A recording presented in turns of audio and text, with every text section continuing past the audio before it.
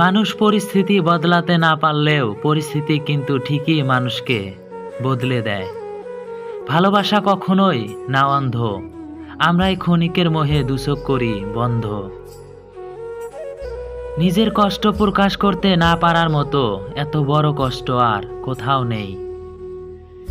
অন্যদের তামাশা সহ্য করে ভদ্রতা দেখালে তা এক সময়ে চরম রাগে পরিণত হয়। অন্ধরা দেখতে না পেলেও আলো আলোয় থাকে, সে অন্ধকার হয়ে যায় না। জীবন অল্প সময়ের জন্য, তাই অন্যদের জীবনের জন্য অপচয় করো না। কোনো মতবাদের ফাঁদে পড়ো না, যা অন্যর চিন্তা ভাবনার ফল। কাউকে আপন ভাবলে সে তার ফায়দা নিতে চায়। জীবন হলো এমন একটা বই যার হাজার হাজার পৃষ্ঠা আপনি এখনো পড়েননি। একা থাকা অনেক ভালো ওইসব লোকের থেকে যার কাছে প্রয়োজন ছাড়া তোমার মূল্য নেই। উচ্চ শিক্ষিত মানুষ হওয়ার চেয়ে উচ্চ মন মানসিকতার মানুষ হওয়াটা বেশি জরুরি। কষ্টকে সব সময় লুকিয়ে রেখো, কারণ যাকে তুমি বন্ধু ভেবে জানাবে সেই তোমার দুর্বল ভেবে ঠকিয়ে যাবে। কিছু মানুষ আছে যারা নির্দিষ্ট একটা মানুষের জন্য শত মানুষকে উপেক্ষা করতে পারে, কিন্তু দুর্ভাগ্যজনক হলেও সত্য যে সে উপেক্ষার দাম সবাই দিতে জানে না। নিজে কষ্ট ভোগে কিন্তু নিজের পরিবারের জন্য জীবন দিয়েও তিনি প্রস্তুত। তিনি হলেন বাবা। বাবার কষ্ট সন্তানের চোখে খুব সহজে পড়ে না। নিজের সীমাবদ্ধতা বুঝতে পারলে নিজেকে অতিক্রম করা অতি সহজ হয়ে যায়। মৃত্যুই জীবনের চূড়ান্ত বাস্তবতা, নিমিষেই সব স্বপ্নকে নিঃশেষ করে দেয়। সুতরাং সুখ শান্তিতে থাকার অন্যতম একটি মাধ্যম হলো মৃত্যুকে অধিক স্মরণ করা।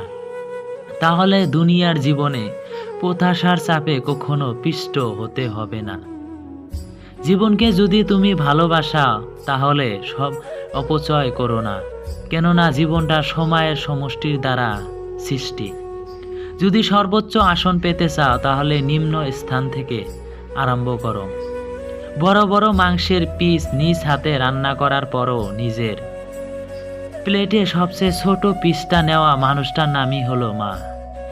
পরিবারের বড় ছেলেটা পকেট ভর্তি টাকা দিয়ে ঘুমায় না, তার মাথা ভর্তি দুশ্চিন্তা নিয়ে ঘুমায়। সবাই দেখে আমি ভালো আছি, শুধু আমি জানি আমার ভিতরটা মরে গেছে। ধনীদের ধন আছে, গরিবের আছে সরকার, মধ্যবিত্তদের কেউ নাই, আছে শুধু হাহাকার। সম্পর্ক সেটাকেই বলে যেখানে অভিমান থাকবে কিন্তু অজুহাত থাকবে না, ঝগড়া থাকবে কিন্তু দূরত্ব থাকবে না। ওই স্ত্রী হলো উত্তম স্ত্রী যে তার স্বামীকে বলে তোমার মাকে কখনোই অবহেলা করিও না, কারণ আমিও সামনে মা হব। জীবনটা কারো কাছে বিলাসিতা আবার কারো কাছে কোনো রকম বেঁচে থাকা। মাটির দেহে সোনার পাখি যখন দিবে আরি, ছাড়তে হবে ভোগ বিলাসিতা অনেক স্বাদের বাড়ি। মাঝে মাঝে বুকের ভেতর ঝড় হয়ে গেলেও চোখের ঝড় লুকিয়ে মিথ্যে হাসি ঠোঁটে ছড়িয়ে বলতে হয় আমি ভালো আছি। হাল ছেড়ে দিলে একটা কথা অবশ্যই মনে রাখবেন, ভালো কিছু হতে একটু সময় লাগেই। জীবনে কষ্ট জিনিসটা না থাকলে জীবনে সুখ জিনিসটার কোনো মূল্য থাকতো না। খুব ভালোভাবে ভেবে দেখছি, তাকেই খুব বেশি ভালোবাসি, তার থেকে কোনো না কোনোভাবে। যার রাগ বেশি তার মনটাও তত নরম বেশি। শুধু এই মানুষগুলোকে রাগের সময় সামলে রাখতে পারলে আপনি অনেক ভালো একটা মানুষের দেখা পাবেন।